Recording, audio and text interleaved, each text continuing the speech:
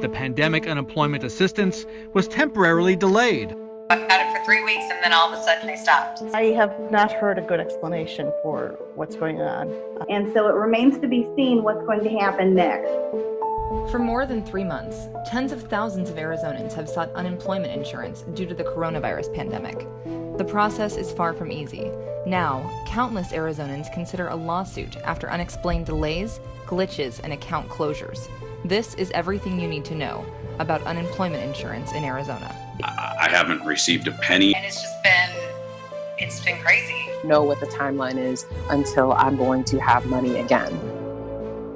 I'm Katie Wilcox, the investigative executive producer, and joining me is reporter Colleen Sikora. We're recording this on July 21st, and Colleen, obviously you this week and several members of our team have spoken to, I don't even know how many people, talking about their most recent problems with unemployment. What's the most recent sort of big issue that started back on July 11th? So it's people who lived in Arizona. They worked here. They paid into unemployment. Then they moved out of state for whatever reason, and now all of a sudden they found their accounts to be closed. A lot of them went to go use, the debit card that DES gives them, and it had no money on it. And some people even told us, as recently as an hour before that it was working. And so they found that the accounts were completely drained. Some people had kept, several weeks worth of payments on these cards, and it was all refunded back to DES. DES tells us that it was all because of fraud investigations. But, a lot of the people that we talked to showed us documentation that this is, who we say we are. We applied, we were receiving benefits. We don't know what happened. I received an email from Kohl's letting me know that they were closing the stores due to the virus and everything, that we could go ahead and apply for unemployment. Both Oriane and Norman say they filed for unemployment. They were both approved and have been receiving benefits since March. But a few days ago, I went to go pay something at the grocery store and it got declined. So I come home and it shows that the account is closed. Her Bank of America card that's supposed to be loaded with benefits was drained. Her statement shows the money was refunded back to DES and her account closed. The same thing happened to Norman and dozens of other people who reached out to 12 News. I just couldn't understand how you can close a card without investigating a fraud first. Because if they would have investigated first, they would have known there was no fraud. They just shut everybody down. So Colleen, obviously that came as a shock to their family, but the Department of Economic Security has struggled since April to get these funds to the right people, right? Yeah, it's been a months-long process now with one problem after another. A lot of these have been things that have continued. I mean, this started way back, April 6th. 12 News learned of problems with DES's computer system that they were using. So Joe Dana actually revealed that the technology was older than a lot of the people that were actually applying for the benefits. Hey guys, a lot of the backlog here is because of technology. The state's unemployment processing system is older than any computer you have in your own home. It's a program that they began using in 1988. So 1988, I think what we know now is having that kind of, age in your system and those kinks at the beginning, people did start to get paid, right? I mean, some people are getting their benefits, right? Yeah, I had someone ask me even today, they're like, well, did they run out of money? Well, no, people are still getting paid. There's still money there.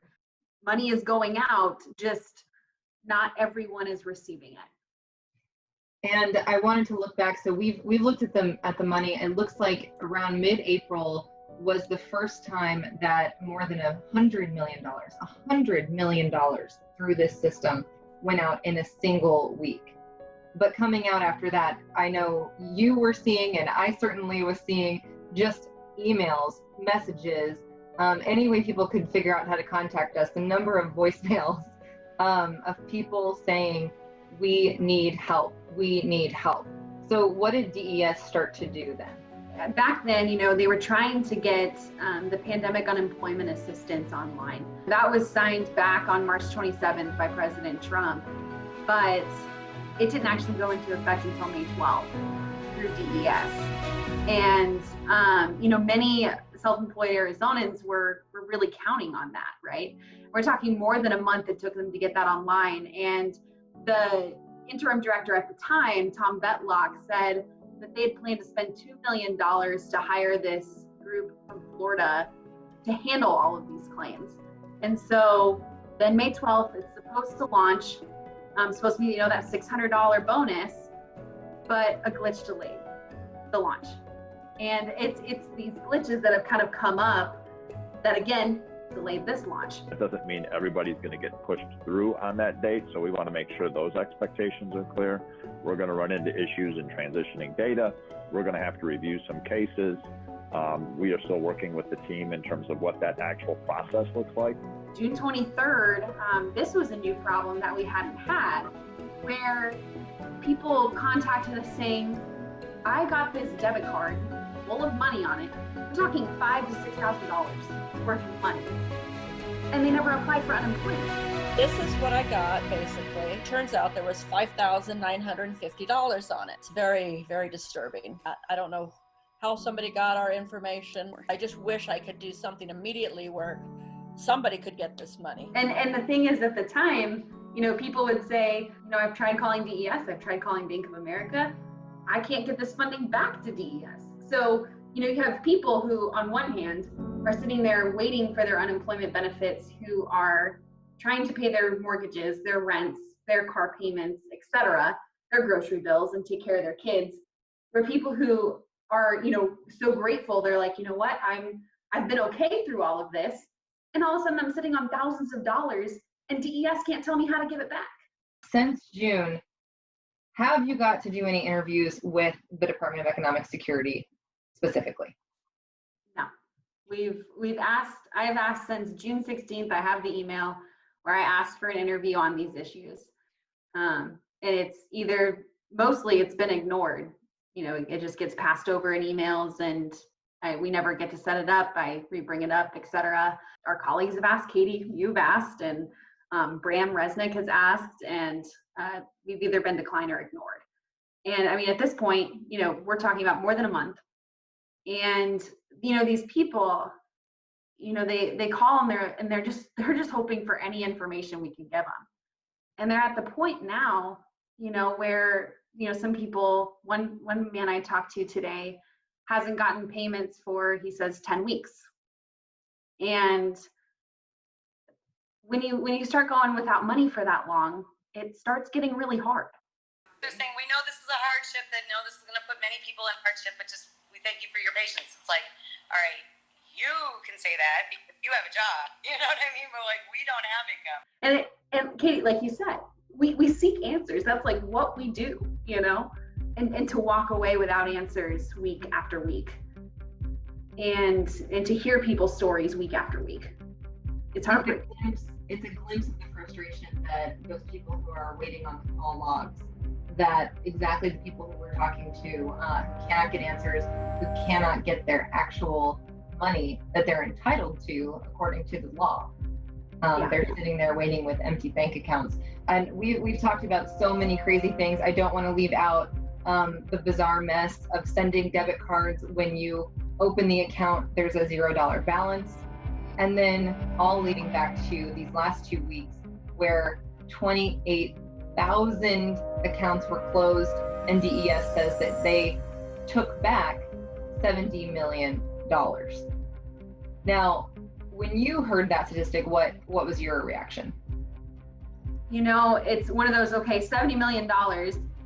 Hopefully some of that was in those $5,000 to $6,000 cards, that were sent out back in June. But also I thought about, people like Orion, who had more than $1,000 on that card. Or her husband, who had, I think, more than $3,000, was sitting there waiting to pay their bills.